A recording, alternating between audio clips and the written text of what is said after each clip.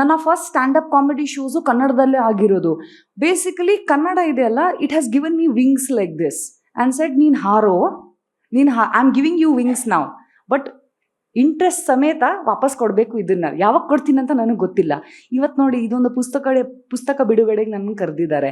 But ಇದನ್ನು ಸ್ವಲ್ಪ ಸೂಕ್ಷ್ಮವಾಗಿ ನಾನು ಆ್ಯನಲೈಸ್ ಮಾಡಿದ್ರೆ ನನಗನ್ಸುತ್ತೆ ಇದು ಎಲ್ಲ ನಮ್ಮ ಅಮ್ಮ ಗಳಿಸಿರೋ ಪುಣ್ಯ ಅನಿಸುತ್ತೆ. ಇದು as a government school Kannada teacher, ಅವ್ರು ಎಷ್ಟು ಕನ್ನಡದ ಮೇಲೆ ಒಂದು ಪ್ರೀತಿ ಇಟ್ಟು ಅವ್ರ ಕ್ಲಾಸ್ ಮಕ್ಕಳಿಗೆ ಹೇಳ್ಕೊಟ್ಟಿದ್ದಾರೋ, ಅವ್ರು ಮಾಡಿರೋ ಕನ್ನಡ ಸೇವೆಯ ಒಂದು ಫಲ ಇವತ್ತು ನಾನು ಎಂಜಾಯ್ ಮಾಡ್ತಾ ಇದ್ದೀನಿ ಅಂತ ನನಗನ್ಸುತ್ತೆ. ದಿಸ್ ಇಸ್ ಅಬ್ಸಲ್ಯೂಟ್ಲಿ, ಅಂದರೆ ಹೇಳಿದ್ನಲ್ಲ, ಅಕೌಂಟ್ಸೇ ಸಿಗಲ್ಲ. ತುಂಬ ಜನ ಇದ್ದಾರೆ. ಯೋಚನೆ ಮಾಡಿ, ನಾನು ಕನ್ನಡ ಚಾನಲ್ ಜಾಯಿನ್ ಮಾಡಿದಾಗಲೂ ತುಂಬ ಜನ ಇದ್ದರು, ಇವಳು ಯಾಕೆ ಇಲ್ಲಿ ಬಂದಿದ್ದಾಳೆ ಅಂತ ಕೇಳೋರು, ಇವಳಿಗೆ ಏನು ಗೊತ್ತಿದೆ ಅಂತ. ನನಗೂ ಗೊತ್ತಿಲ್ಲ, ನೋಡೋಣ ಅನ್ನೋ ಆ್ಯಟಿಟ್ಯೂಡಲ್ಲೇ ಮುಂದೆ ಹೋಗಿದ್ದೀನಿ ನಾನು. ನನ್ನ ಲೈಫಲ್ಲಿ ನನಗನ್ಸುತ್ತೆ ಎಲ್ಲ ವಿಷಯಗಳು ಹೀಗೇ ನಡೆಯುತ್ತೆ. ಯಾಕೆ ಆಗ್ತಾ ಇದೆ ಅಂತ ಗೊತ್ತಾಗಲ್ಲ. ಒಟ್ಟು ಸಂಹವ್ ನಾನು ಅದರ ಲೆಕ್ಕ ಸೆಟಲ್ ಮಾಡ್ತೀನಿ.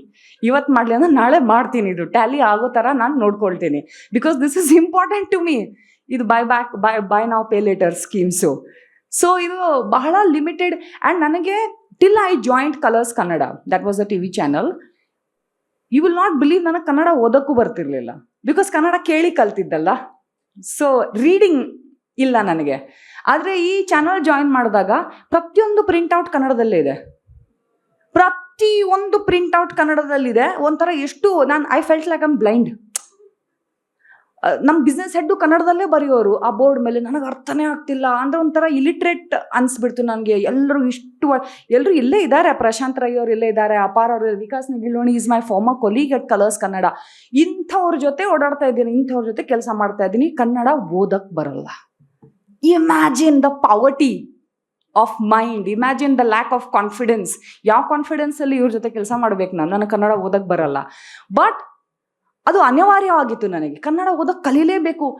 ಆಫ್ಟರ್ ಜಾಯ್ನಿಂಗ್ ಕಲರ್ಸ್ ಕನ್ನಡ ನಾನು ಈ ಕನ್ನಡ ಬರೆಯೋದು ಓದೋದು ಕಲ್ತಿದ್ದೀನಿ. Today I am here at a ಪುಸ್ತಕ ಬಿಡುಗಡೆ ಆಫ್ ಕನ್ನಡ. ಏನು ಕೆಲವ್ರ ಲೈಫಲ್ಲಿ ಈ ಥರ ಒಂದು ಹಿಸಾಬಿಲ್ಲದೆ ವಿಷಯಗಳು ನಡೆಯುತ್ತೆ. ನಾನು ಅಂಥವಳು, please bear with me. But some day I will repay this debt ಅಂತ ನನಗೆ ಇದೆ ಅದು.